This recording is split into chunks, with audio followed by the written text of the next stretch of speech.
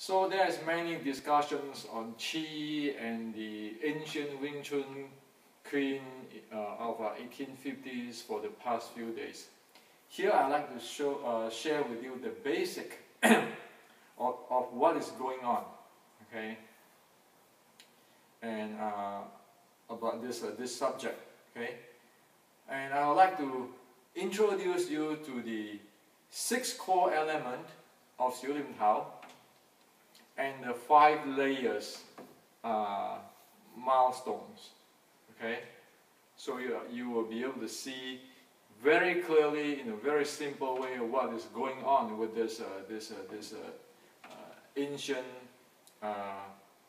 teachings and the Qi, and how things related together, how the body, mind, energy, all this, how it's related, okay, instead of just talks, okay. So let's get started with this. First, there's 6 core elements there which need to be known in order to handle the training. Okay, so this is like a car in a car. You have your gas system, you have your mechanical system, you have your GPS, you have your the electric system, fuel systems. You have all different systems for that, okay, in the car. So in the training of Xiu Lim Tao, or its ancient traditional Chinese martial art, also has this 6 core elements which need to be handled fully. Without it, it is a partial thing, okay? So what are they? First core element is this body, this physical body, because you need this physical body as a platform. This is physical body, okay? The second thing is the mind, okay? The mind is the controller, okay? You need that mind, okay? So there's a second element, is the mind element. The third one is the breathing. If we don't breathe, we're dead, okay? And breathing is a big part of our living. The fourth one is a Qi, and the Qi Mandarin. So people will say, oh yeah, you know, Qi, they will argue about Qi, there's no Qi, there's nonsense, blah, blah, blah. You know what? Let me tell you a story. I'm an electrical engineer, electronics engineer, okay? You know, our radio and TV, you know, there's an argument long time ago with whether there's an ether or not ether. The physicists and so forth is argue about it. You know, so sometimes they say there's ether, and then they say there's no ether, okay? So all these things. So Qi is, for me, in my view, is like this. I don't care whether they're going to argue, the physicists going to argue Qi or no Qi, or ether or no ether. The TV, the radio, and the television has to work. It doesn't matter whether, you know, they argue or who wins or whatever. They can, you know, on this ether or no ether, Qi or no Qi. So the simplest way and the pragmatic way to get out is this. The realistic way is to get out this. Qi is just biochemical and bioelectrical fusions in your body which can influence biomechanicals in your body. So Qi, you look at it as fusions of biochemical and bioelectrical. That's what happens in your body, and you use this tool. You use this Qi, okay, to influence your biomechanical parts of your body, okay? So here on, just look at Qi. So when people talk about Qi, you say, oh yeah, there is just a biochemical and bioelectrical fusion. Simple as that. Because you need to handle that in your body. It's not like arguing philosophy or arguing physics or abstract algebra. It is not. Forget about those things, because you need to make it work, as what I said. Disregard of whether there's ether or non-ether, the televisions and radio always works, because that's engineering. There's no going to the philosophy. You want to make things work. So Qi is like that, okay? Otherwise, we have no handle. Okay? Okay. The fifth is the force flow. Okay, or Jing in Chinese. You need that to handle the force, the incoming force or the issuing force, those kind of things. So those are the fifth element. The sixth element is the momentum, because human being is an object. Okay, this is a mass here, and if I travel with a velocity, there's the momentum. Okay, so this is the momentum. Okay, so you have the first one, the first element is body, and then you have the mind, you have the breathing, you have the qi, you have the force flow, you have the momentum. Sixth element.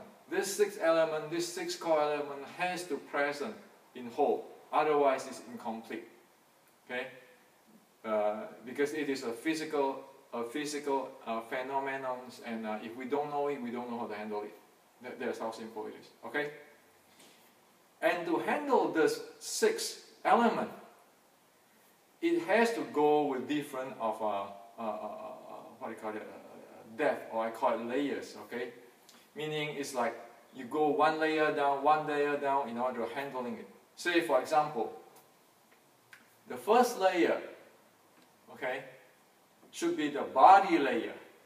One need to be able to handle this physical body first. Okay, and then going down to the mind layer, and then in going down to the breathing layer, and then you're going down to the qi layer, or the biochemistry and the bioelectrical layer, and then in going down to the force flow layer. Okay, and in the force flow layer, because force and momentum, they are in the equal positions. Okay. So force and momentum is one layer, so you have 5 layers from your physical body, your mind, your breathing, your qi, and then the last layer, the fifth layer, is the force and the momentum layer. So these 5 layers. Okay. Now, if we jump step from the first layer going to the last layer, or never going through the first layer thoroughly and try to jump different things, then the result is not very effective, because, and not very efficient too, because you need to have a prerequisite in order to do the next thing. Okay. So let me share with you in even more details on what is this the first element, first layer is about. Okay. So the first layer is a physical layer. So what are we do there? Oh, we aware of the physical body, and we want to develop the physical body in terms of, the first thing is, how do you lose your body? Okay, and of course when you look at your body, you know there's joints there. There's joints, there's so many joints there, and we know that there's 7 major joints, so that we call it 7 bones. Okay, and we know there's a muscle, there's tendons, and so forth. And we need to know how to loosen it up, expand it up, or how to tensing up. Those are what need to be understood, and to be experienced, and to be trained in the first layer. And unless this first layer is trained, you cannot get into the second layer. Okay. For example, okay, you need to learn to loose up your body before you can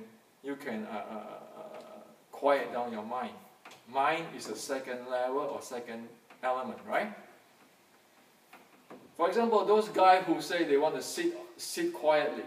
If the body is tense here, tense here, tense here, tense here, the whole body is uncomfortable. How the heck is the mind going to stop? The mind is going to wandering around.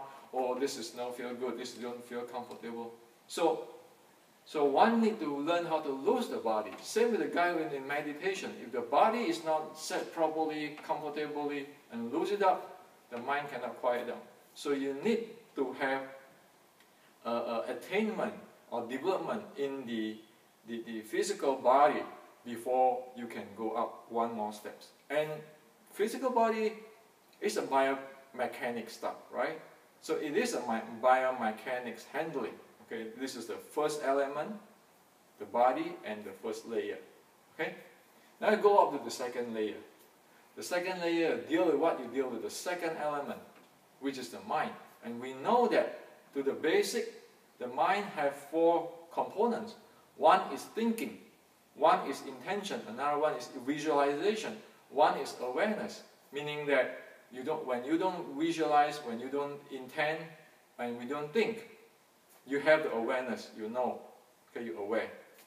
Okay? So in this level, you need to know what is this for and be able to handle them. So why do you need this for?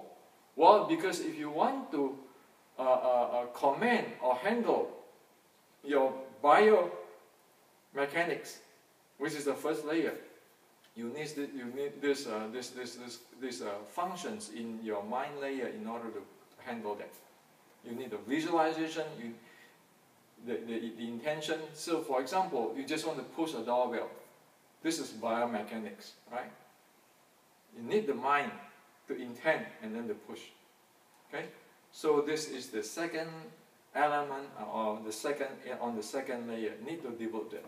Okay. After you develop that, then you're going up the next layer, which is the breathing layer. Okay? Because the body is loose, the mind is calm down, quiet down, be able to do that. Only then the breathing could be long and deep and fine, okay, and start the lower abs breathing. So why do you need this lower abs breathing? Well, that is the energy, okay.